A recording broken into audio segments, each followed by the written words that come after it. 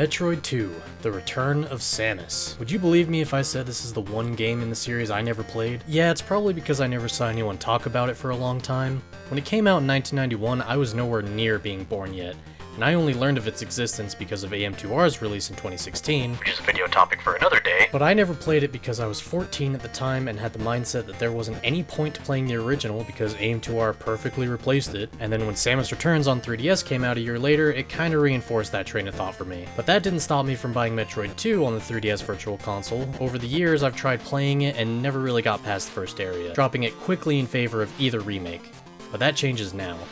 This game was loved enough that one person over 10 years developed a remake so good it feels like an actual game Nintendo could have made, and had an official remake that led to Dread finally becoming a reality. So I want to see what's so special about it. What did it improve on the first game? What new series staples got their start in this game? Why was it made on the Game Boy of all things? Well, to answer that last question at least, Nintendo R&D 1, headed by Gunpei Yokoi, who was the mind behind the Game Boy just 2 years earlier, essentially being an NES on the go, were in a prime spot to make a sequel to Metroid on hardware they knew well, releasing November 1991 and reaching 1.72 million copies sold worldwide, getting decently good review scores across the board. Most of the same development team with some new faces came back to make Metroid 2, except for Yoshio Sakamoto. I couldn't find any info on why he didn't come back. I can only assume he was working on something else or just didn't want to work on Metroid 2, but he did state in a Game Informer interview that, quote, "Metroid 2 has unique game design and its characteristics really stand out. I didn't make the original, but I have huge respect for the original game." As for the story, after Samus stopped the Space Pirates' plans in the first game, the Galactic Federation, concerned about the danger that the Metroid species poses to the galaxy at large, decides to send a research team to investigate the presence of any remaining Metroids on their home planet SR-388, a planet that the devs apparently named after an SR-400 motorcycle, no kidding, only to lose contact with them shortly after landing. Then they decide to send a search and rescue party, which also lost contact after landing. Oh no! And then, in their infinite wisdom, they send a squadron of armed soldiers from the Federation police, who, upon landing, were also not heard from again.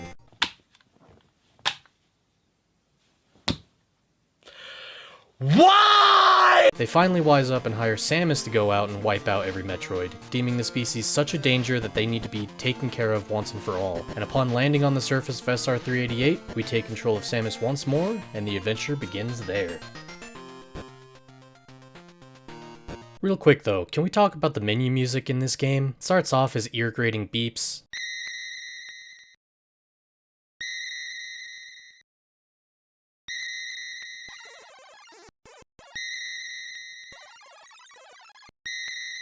Then it slowly builds up to this hopeful, lighthearted chiptune.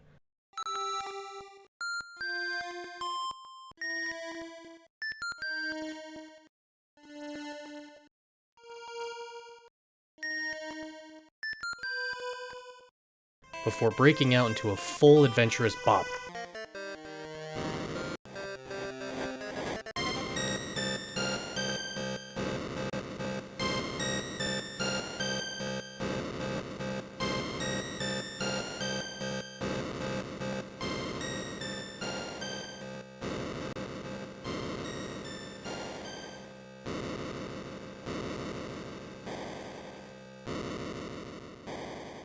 I should also quickly mention I'm using a map for Metroid 2, like I did with the first game. However, I didn't have to consult the map as much in this game.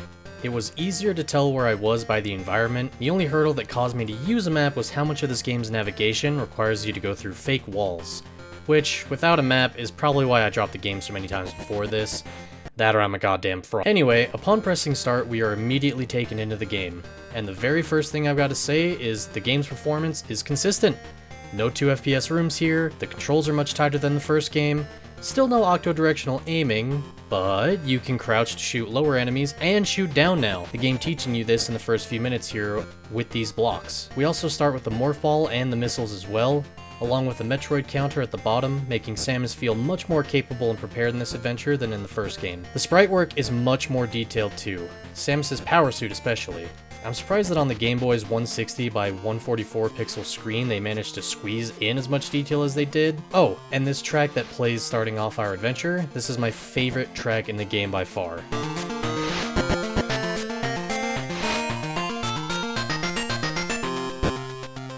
though that isn't saying much, but we'll get to the soundtrack later, trust me. After shooting our way down a big hole and heading to the left, we see a Metroid, but how are we gonna fight it without the ice beam? What the fuck is that thing? So it turns out that these space jellyfish mutate into different stages of their life cycle. The normal iconic Metroid design is just their larval phase, and this one is our first encounter with an Alpha Metroid. Luckily, a side effect of them mutating removes their weakness to the cold, but makes them much weaker to being blown up by missiles. Alpha Metroids are pretty easy to deal with, they go down quickly with a few well-placed shots, and all they really do is fly directly towards you, making lining up your shots pretty easy. Above this guy is a new addition to the series, energy and missile recharge stations. Thank God these are in the game. I really hated grinding enemy tubes in Metroid 1, and even though these are only at select points throughout, I'd rather backtrack to an area to recharge than spend 20 minutes in the same spot gambling for pickups. Also, this happens.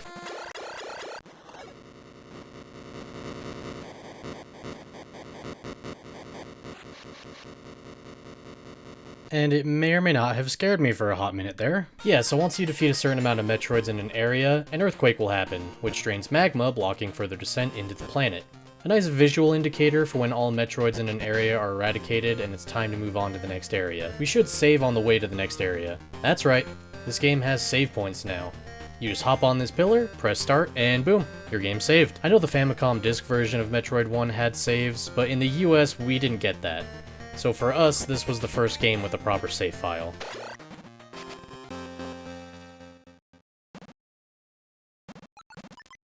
Oh, okay. Say goodbye, cool music, and then say hello to sporadic beeps, boops, and gurgles. Yeah, so there are only really 3 tracks in this game that I like because they're actual music. Most of the tracks I think tried to go for like a creepy alien atmosphere vibe, but instead just sound like random beeps, or like somebody passed out on their MIDI keyboard after working for 20 straight hours. I'm indifferent to most tracks, but there's one track in particular I straight up don't like, which I'll show later on in the video. I also got beat up on my way down to the first area, and the game has a slightly annoying low health alarm that speeds up the lower you are. It does quiet down a second after taking damage, so it's not the worst, but I found myself trying to get health or get to a health station more so to get the alarm to stop, rather than the fear of actually dying.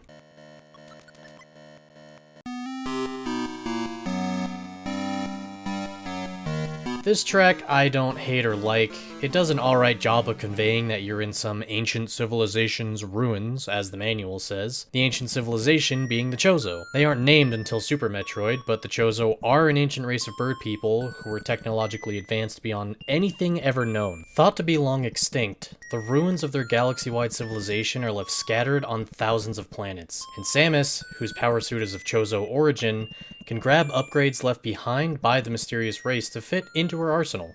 Anyway, it's cool that through the environment you can tell these are ruins. There's even the red doors taking 5 missiles to open, always guaranteeing an upgrade behind them. And here, we pick up bombs and a missile expansion using them. Pretty soon after grabbing bombs, we grab the ice beam as well. Unfortunately, beams don't stack in this game either, but you can use whatever one you want all the way up to the final area, where you can pick it up before you need it, but that's way later down the road. This room with 3 missile expansions might seem egregious, but you can only grab 2 of them for now. We'll need a brand new upgrade exclusive to this game in order to grab it, the Spider Ball.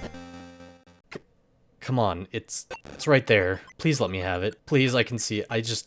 Alright, fine. We'll take the scenic route to grab it.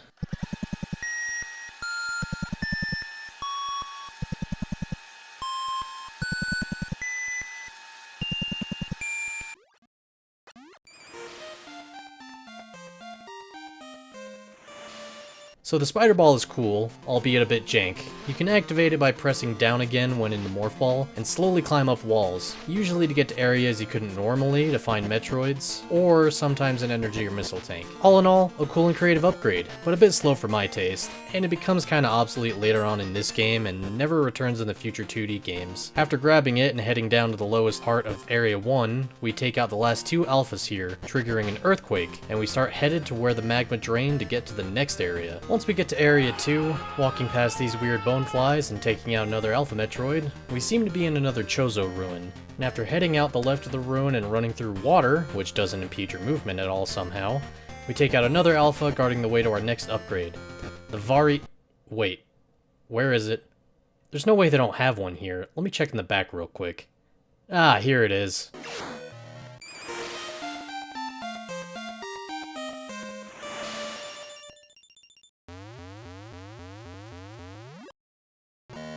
The Varia suit is back, and, from this game onward, sports its now iconic design. Bigger, bulkier, now with 2 basketball-sized shoulders that could probably store an AC unit in each, and once again, it cuts our damage taken in half. This new look was made purely because the original Game Boy didn't do color, so they wanted it to have a way to tell the Power Suit and the Varia suit apart just from looking at it. And it looks sick as fuck. Changes our Morph Ball sprite to this as well. Neat. Now that we have our new spiffy suit, let's head to the top of Area 2 and grab another upgrade. The map doesn't say anything about being ambushed by a Metroid here, so I think we're fine.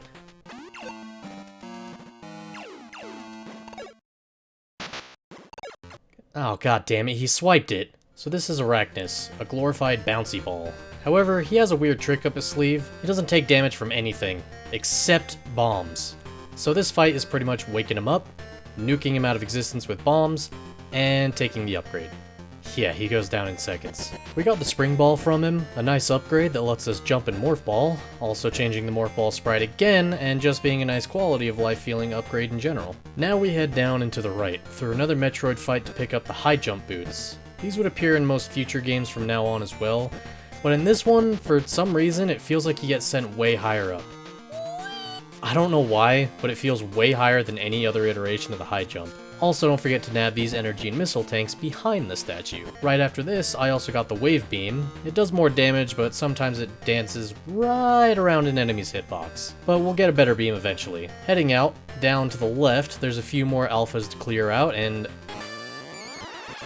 oh, hey... the Gamma Metroid, the 3rd stage of the Metroid life cycle. Bigger than an alpha, has more health, and now uses these small arcs of electricity that can damage you, as well as block missiles. However, Gammas are just as easy to take down as alphas in my opinion. They may be bigger, but that just makes them an easier target. Hell, this one in the sand went down super fast. Big alien and less room equals more boom. With the earthquake signaling a new way forward, we head out of Area 2 and deeper into the winding caverns. While I like the environment of Area 3, seeming to be this overgrown, sometimes toxic plant area, I really don't like the track here. I don't know what it is, the continuous hum in the background, the clicking noise that plays in between beeps and gurgles. I'm just not a big fan. A lot of this area is just finding and killing Gamma Metroids. The game in general tends to be a pretty repetitive gameplay loop of go to new area, find upgrades, and clear out Metroids, maybe see a new stage mutation, then leave and go to the next area. Repeat for most of the game. Despite this, the game is pretty short, especially with the map. I'm sure it's much longer without, and the Metroids tend to be in different environments, or they throw a new evolution at you once the old one's gotten stale. So it keeps the game from being too boring or repetitive. In this area, between Gamma encounters, we find the first series appearance of the Space Jump. This bad boy lets us jump infinitely. However, since this is the first version of it, it's a bit finicky and it has picky timing. I eventually got used to it and you could just mash small space jumps over and over, but there were a few times I just decided to use the spider ball to get to high places instead. Overall, still a great upgrade, and it'll get better in future games too. I also picked up what is in my opinion the best beam in the game, the Plasma Beam. It one-shots almost every enemy, pierces through walls like the Wave Beam, and the Spacer Beam too, surprisingly, and it's essentially a laser beam. Can you blame me for loving it? Sure, I could've gone for the Spacer, which is bigger, but like... After this area has been cleared, we head back to see what the next area is, only to go all the way to the left and kill a Gamma in a dead-end cavern, and then run clear to the right to kill another Gamma, and then shoot these weird explodey rocks to open the way to the next actual area. This one being my favorite. Thanks to AM2R, I've taken to calling it the Tower. After getting jumped by an alpha and teaching that line of code a lesson, we get to the tower. This place is, like a tower should be, pretty tall, but the cool thing is it has every beam type in it, so you can swap between and experiment with them here if you want. In this area, we encounter the next Metroid stage, the Zeta Metroid. These guys... I'm gonna be honest, I hated fighting these guys. I'm better at it now, but damn, they beat my ass. They have more health, about 20 missiles to take down one, and can only be damaged in the front or the back, but they are fast as fuck and shoot these fireball projectile things periodically. I just couldn't keep up at first, and it led to me dreading fighting them. At the top of the tower is the 6th and final E-tank that gives you jack shit. And the coup de grace of our arsenal, the screw attack. The screw attack functions the same as the last game, but now it works 100% of the time. Unlike in Metroid 1 where sometimes enemies could knock you out of it, it doesn't affect Metroids, but it will one-shot every enemy that isn't a boss like last time. After clearing all the Zeta Metroids out, good riddance in my opinion, we backtrack out of the tower and come upon this loop. At the top we find this little lone singular alpha Metroid. What are you doing down here, little guy? Aw, he's lost. Get over here, you son of a bitch. Alright, he's dead. Let's head back down and... oh, okay. The lava hasn't drained yet. Maybe a cavern opened up back the way I came? Let's head up there and... oh, hello!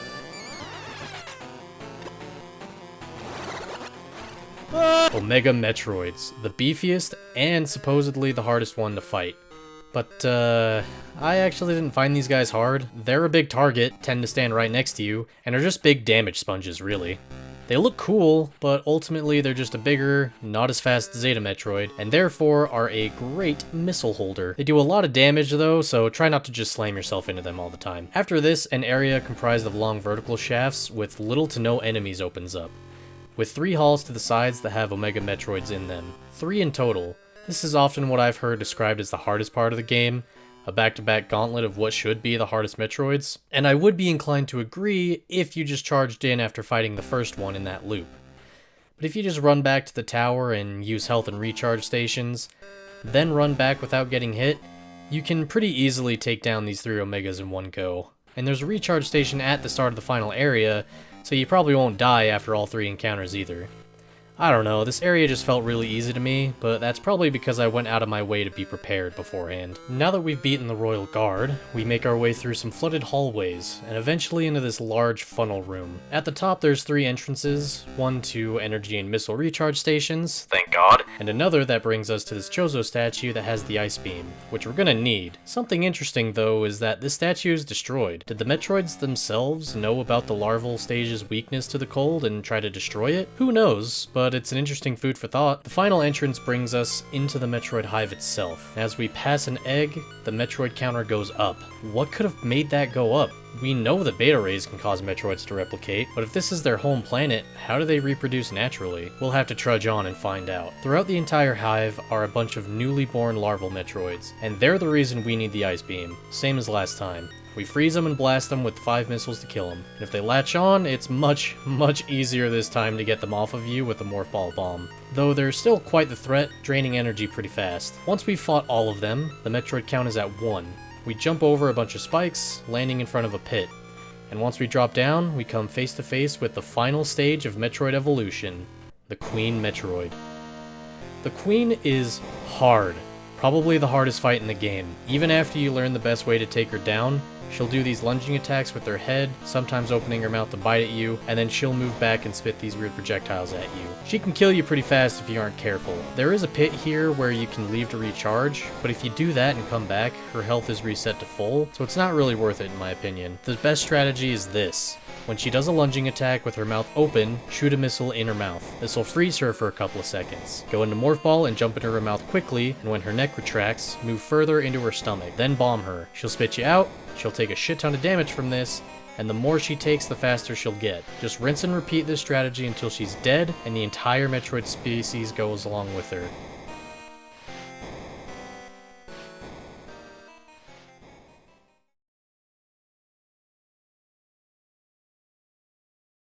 Once we head into the area she was seemingly protecting, we see an egg. From it hatches a larval baby Metroid,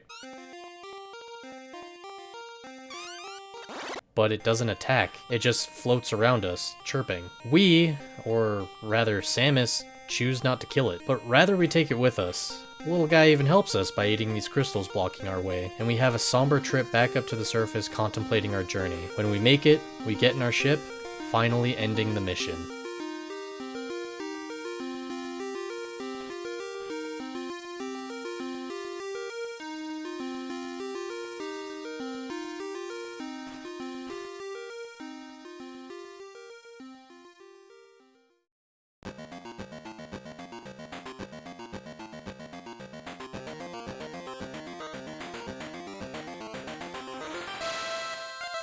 Metroid 2 really surprised me.